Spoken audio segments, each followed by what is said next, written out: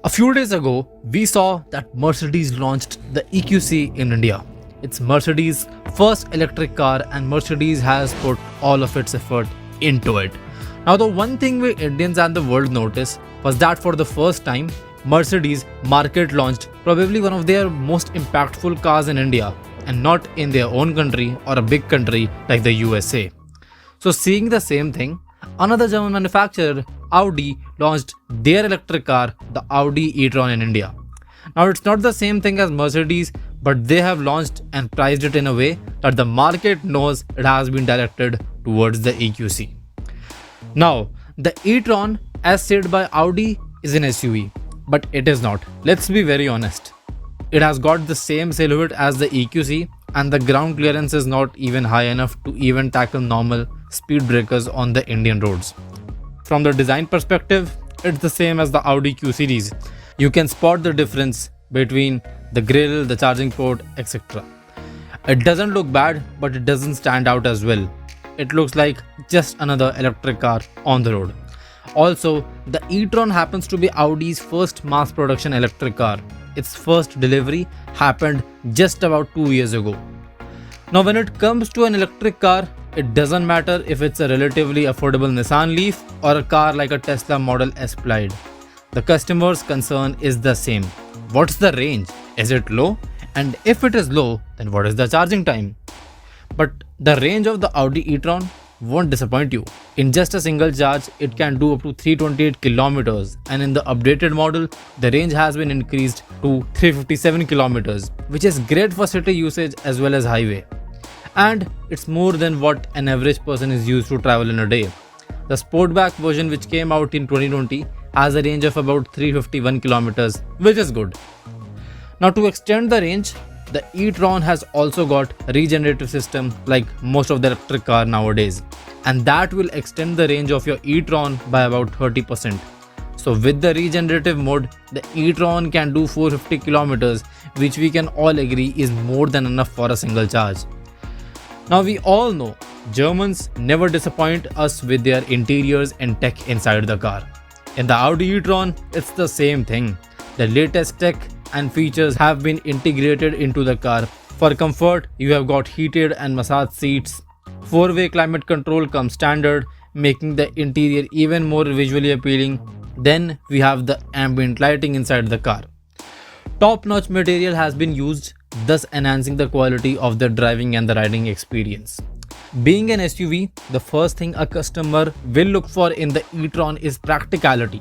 The e-tron has got about 660 liters of boot space in the back and 60 liters in the front, for a total of 720 liters. By SUV standard, that's good. Everything from touchscreen system to the features, to the sound system and the rest of the things have been made to maximize comfort. So the e-tron is a 2.6 ton moving sofa in a nutshell.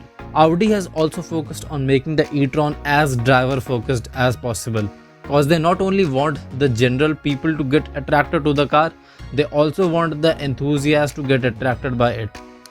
Though I am not sure if the e-tron is a very enthusiast friendly car. They have also tried to keep the car as minimalistic as possible both inside and the outside. They have not made it overcomplicated. The e-tron has got dual motors and it has got Audi's classic Quattro system. It's powered by a 95 kilowatt battery, but not all of it is usable. One thing that every electric car, whether affordable or expensive, suffers with is performance reusability.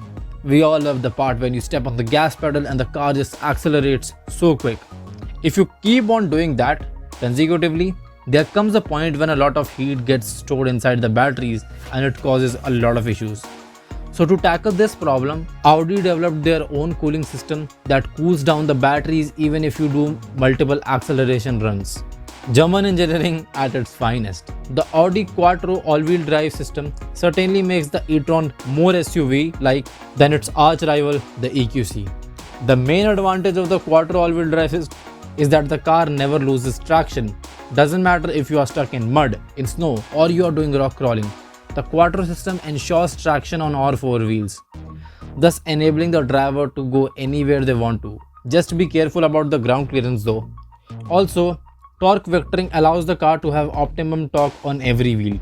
We have already seen torque vectoring on hypercars like the Rimac Concept 2, and we know how much better it makes the handling and the drivability of the car, thus enhancing the overall driving experience. Reliability is a part which every electric car owner wants to ensure is good, and the e-tron just might be one of the most reliable electric cars in the market. How? Because Audi has tested the e-tron in various conditions and terrains. It has been tested in all the situations that it might face. The safety, comfort, everything has been ensured to be the best regardless of the outside environment. So even though Audi might not be the first manufacturer to bring such a car to the market, they are surely one of the very few manufacturers who have tested their cars to the bit. So being an electric car, it's clear that the e-tron will be quick. Now in the boost mode, the e-tron has about 402 horsepower going to the wheels and 664 Nm of torque. Horsepower is all good, but it's that torque number that has got my eyes stuck on it. Also, due to it being all slick and dynamic in design, the drag coefficient of the car is pretty low. And when you integrate it with the virtual side mirrors, you get a drag coefficient of 0.27, which is lower than that of the Bugatti Veyron. Talking about the charging time, if you charge the e-tron with a supercharger, in under 30 minutes you can see the battery level go from 0 to 80% easily. But it varies with the rest of the chargers available in different countries. Now even if you don't like the SUV style of the e-tron, there is the Sportback version of the e-tron as well. It looks sleeker, sits low, and will be quite a head turner when it will be out on the road. Now since the torque number is high and horsepower is pretty sick, the acceleration will be quick, and it is. It takes the e-tron just 5.7 seconds to reach 100 kmph from 0. While making the e-tron, Audi faced many challenges. They had to make a car that had the proportions of an SUV, handling of a sedan, drivability of a hatchback, and quickness of a sports car all in one. Thus, making a car like the e-tron wasn't easy at all. They had to figure out the best possible way for the car to be efficient in terms of everything. If I had to summarize the e-tron in just one sentence, I would say that it is the RSQ8 of electric cars. So everyone, that will be all for this time. I trust you liked this one. If you did, then please do share it with your friends and do consider subscribing to MOTORDRIFT for more such content in the future. Also, join in the MOTORDRIFT community by clicking the Discord link in the description below. We would love to have you as a part of it. Till then, ciao.